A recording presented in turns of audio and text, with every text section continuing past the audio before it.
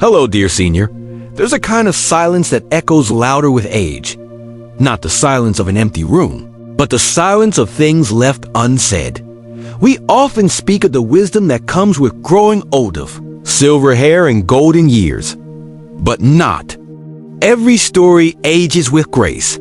Some grow stiff with pride and bitter with the weight of words that no one dared to say. This is not a story of judgment. It's a quiet unveiling of the truths that linger behind polite smiles and patient nods. Truths that live in the corners of family gatherings and hide behind the way we excuse certain behaviors with the words, he's old, or that's just how she is. But age does not excuse arrogance, and love, though enduring, can grow weary when respect no longer flows both ways. So today, with tenderness and honesty, we'll explore what many feel, but few ever speak aloud, the quiet consequences of pride in one's later years. Not to shame, but to invite reflection. Because even in the final chapters of life, there is still to rewrite how the story ends. Number 1. People stay silent, not out of respect, but exhaustion in the beginning. People tried. They listened. They reasoned. They offered new ways of thinking, gently out of love, out of hope, out of that quiet belief that hearts, no matter how old, can still soften. But every time a younger voice offered a thought, it was met with a lecture, not a conversation, but a declaration. Every story someone tried to share was interrupted by a bigger one, an older one that always had to win. Until the people stopped trying, silence became the safest response. Nods replaced opinions, and smiles grew thinner. Not from joy, but from polite retreat. The truth is, when elders grow too proud to listen, the younger ones grow too tired to speak. It's not respect that fills the silence. It's surrender. They stop talking not because they've lost their voice, but because they've learned that in some houses, pride echoes louder than love. And so, the conversations die, not with anger, but with quiet resignation. The young stay silent, not out of reverence, but because they've learned that no wisdom survives when only one voice is allowed to speak. Number 2, they are slowly avoided, but politely, it doesn't happen all at once. No one stands up and says, "I can't be around you anymore." No doors slam, no dramatic exits, just a gradual fading. Suddenly, visits become shorter, phone calls come less often, and invitations, they stop arriving altogether.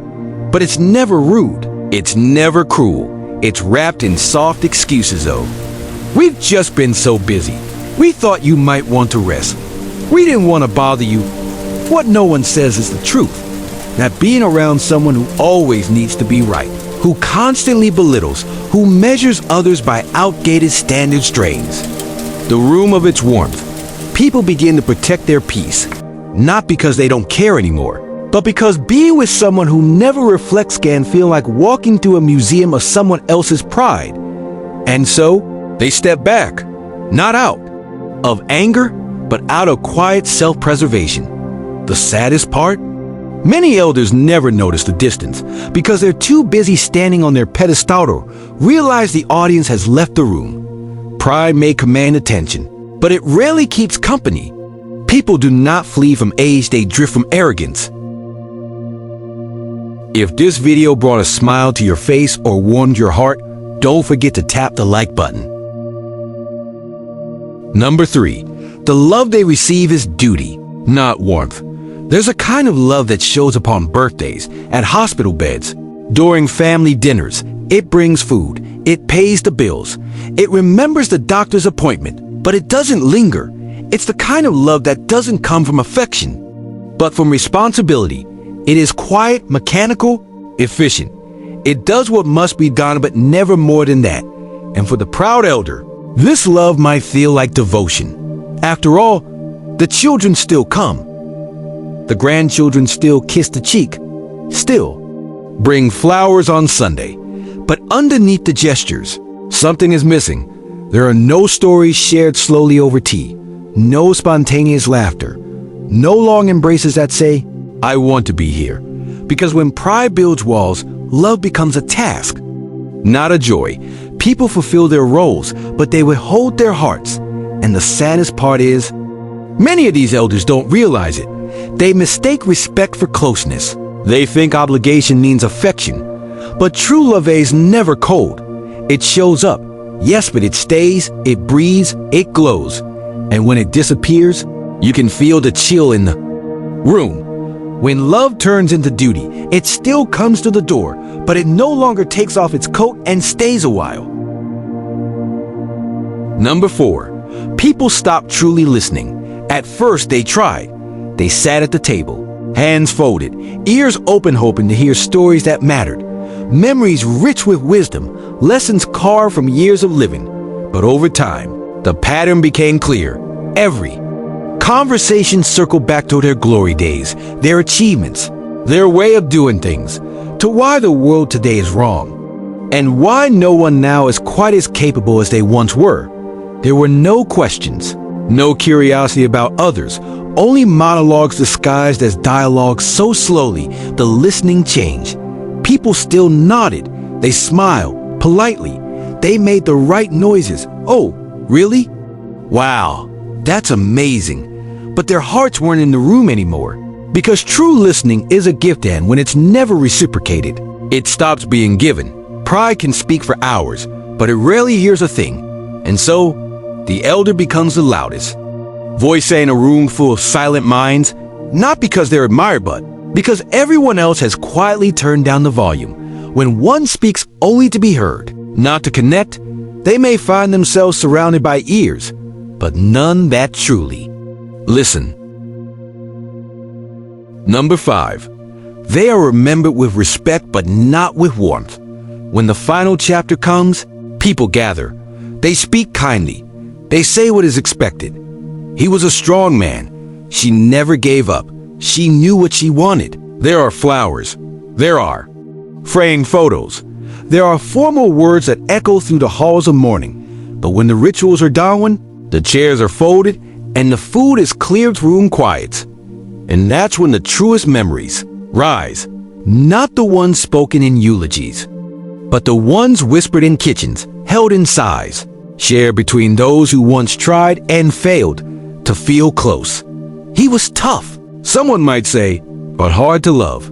She was brilliant, but she never really listened to us. I respected him, but I never felt at ease. And it's not cruelty, it's not bitterness, it's just truth. Because legacy is not just what we did, but how we made people feel. The proud elder may leave behind stories of success, but warmth cannot be faked. It lingers only. Where it once truly lived, respect may fill a room, but only love leaves behind the kind of silence that aches. Number 6. They become the last to know. It begins with the small things. Cousin's engagement, a family trip being planned, someone's new job, a baby on the way, or even just a quiet struggle in the heart of someone close. And somehow they're not told, not right away, not directly. Oh, we thought someone already told you. We didn't want to worry you. We figured it wasn't important, but it was. It was important. And deep down, they know. They become the last to know. Not because people forget, but because people chose silence. Because sharing a fragile joy or a vulnerable fear requires trust and softness. And when a heart is always met with judgment or dismissal, it learns to stay quiet. So the proud elder is left watching life unfold from the sidelines. The laughter seems lighter without them. The tears fall elsewhere. They are remembered, but not included. Not because people are cruel, but because they have learned that some presences complicate what should be simple and overshadow what should be shared. To be feared is one thing, to be excluded is another, and neither is the same as being loved. A voice that always speaks over others will one day find itself speaking alone, not because it was silence, but because it silenced everyone else first. Number 7. Loneliness arrives and no one says it. There's still a chair at the table, still a birthday card in the mail, still voices that answer the phone when they call, but somehow everything feels colder. The room has people but no presence. Visits are punctual but brief. The conversations still happen but they feel rehearsed, hollow, careful. And yet, no one says it. No one looks the elder in the eyes and says, "You are alone." Because how could they? It would sound cruel, and they were taught to be kind. So instead, they smile. They bring soup. They talk about the weather. And they leave on time. But the elder knows. They can feel it in the way hugs grow lighter, in how laughter no longer lingers, in how their stories no longer land. They are not hated. They are not even unloved. They are simply avoided. And the silence that once felt like control now feels like a cage. This is the price of unchecked pride. Not dramatic abandonment, but gentle, drifting, not loud exits, but slow, silent farewells, and by the time they notice it's already too late to call anyone back. Loneliness rarely enters through slammed doors. It drifts in through all the words we never let others say. So perhaps the question isn't, why are they so proud? But rather, what pain had they never dared to name? What tenderness did they never learn to give or receive? We all age, but how we are remembered it is a choice we make every day. Pride can build towers, but humility builds bridges. And in the end, it's not the tallest towers that are missed, but the warm bridges that once carried love from one heart to another. If you are growing older, you are not too late to soften. And if you love someone who has grown proud, perhaps, you are not too late to stay kind while still keeping your peace.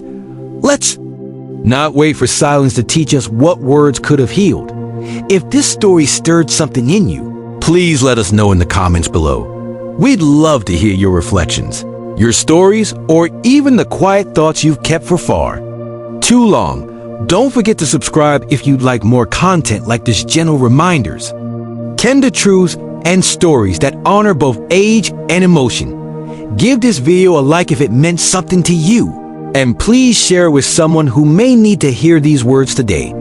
From all of us here, thank you for watching, for feeling, and for still believing in the power of honest storytelling. See you again with another story that speaks softly but echoes deeply.